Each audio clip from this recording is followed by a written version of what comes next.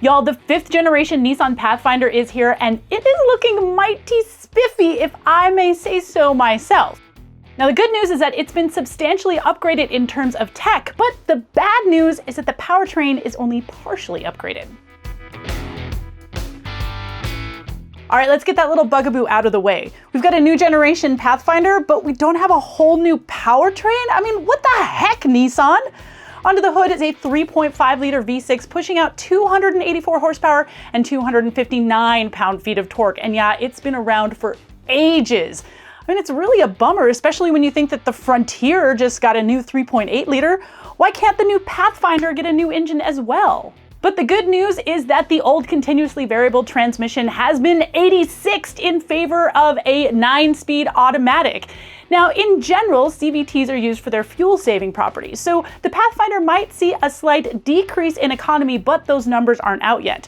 Regardless, by nixing that droning CVT, man, the Pathfinder is sure to be much more pleasant to drive.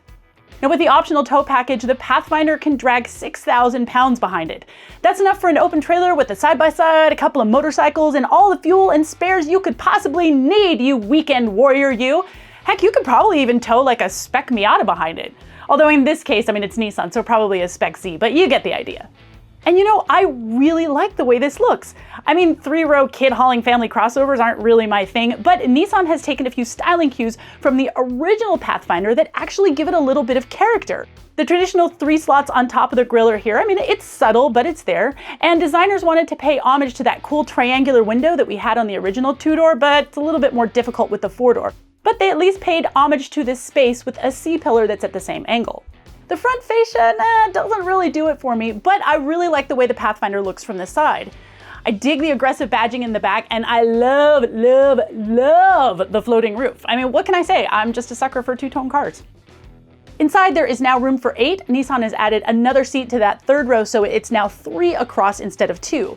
Now, we don't have any interior head and shoulder room numbers, but I do know that the Pathfinder isn't much more than a ½ an inch wider overall than the outgoing model, so it's probably going to be a pretty tight squeeze back there. For the 2nd row, you can opt for captain's chairs over the bench seat, and that center console in the 2nd row, you can take it out without any tools, and I think that's pretty dope. Looking at tech, mid-trim and up get Nissan's Pro Pilot Assist. Now, this is a hands-on system because there are no self-driving cars on the market today. I don't care what anybody else tells you. Now, Pro Pilot will take care of the steering, acceleration, and braking in stop-and-go traffic and on the highway. Top trims add NaviLink, which uses GPS data to slow down for curves and for highway off-ramps. Nissan's Safety Shield 360 suite of driver's aids is standard across the board with things like blind spot monitoring and lane departure warning. However, you're going to have to pay extra if you want things like blind spot and lane departure mitigation. That tech will cost you. Inside, Nissan has joined the century with a 10.8 head-up display, as well as an available 12.3-inch digital reconfigurable gauge cluster. The available 9-inch color touchscreen runs Nissan's infotainment system and is supplemented by Apple CarPlay and Android Auto. Wireless Apple CarPlay is also available, but Android users are going to have to wait a while to cut the cord, and Nissan didn't say when it expects that wireless Android Auto technology to be available. I know, kind of a bummer, right? While the Pathfinder is available with all-wheel drive, it is still a front-wheel drive-based platform, and it only has 7 inches of ground clearance.